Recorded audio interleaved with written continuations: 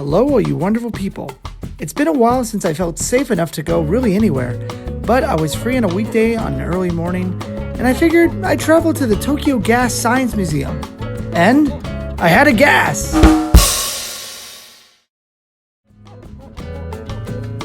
For those of you still here, the museum is out near the famous fish market in Toyosu.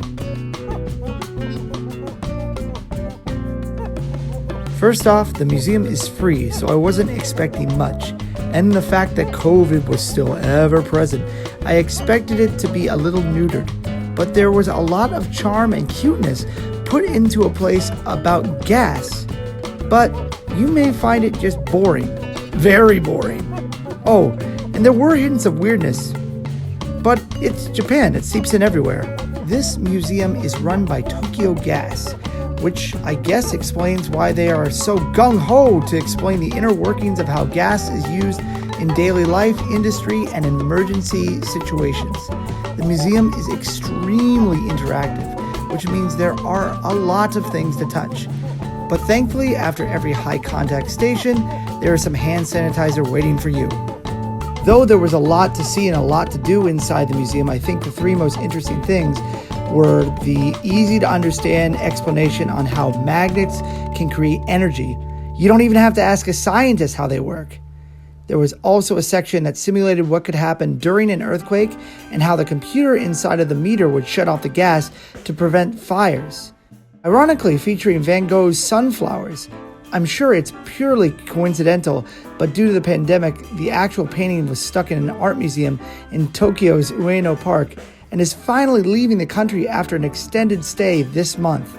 And the final most interesting curiosity was an interactive map that charted where Japanese dishes mostly come from.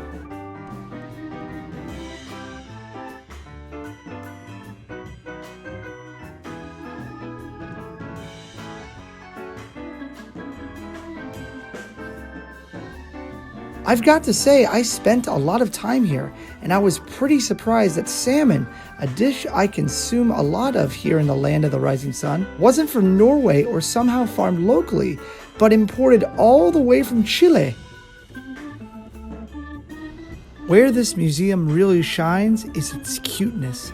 Every once in a while you can see the mascots of the museum either in the architecture or seemingly running behind the scenes in pipes and tubes above your head. Also, the weird gas bear's butt wasn't the only thing that was just a little strange. There was a section where you could see how gas affects your life. And out of the 5 things set up, there was one I couldn't make heads or tails of. Hey, just to play a game with the 7 of you that are actually watching this, stop the video here and tell me what this one is supposed to be. I'll give you 5 seconds.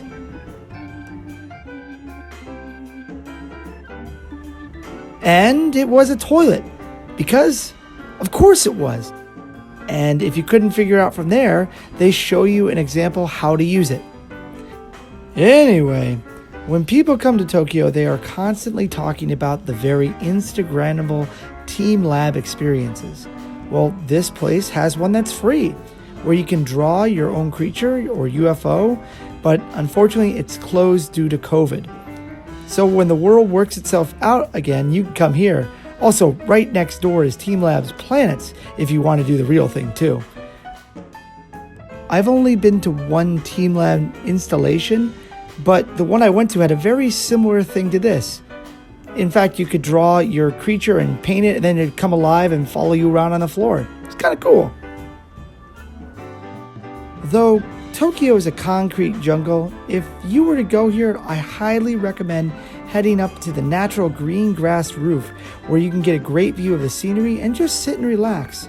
Unfortunately though, there's no food or drinks allowed, so there goes a perfect picnic spot. The Gas Science Museum is extremely well done for the low cost of free. If and when the country of Japan opens back up again and you happen to be by the famous fish market, this is a good place to spend an hour or two to enjoy the scenery and learn about gas. Thank you so much for watching the video, and as I always say, you can do it, I can do it, we can all do it. I hope you have a great day, and please be safe, wash your hands.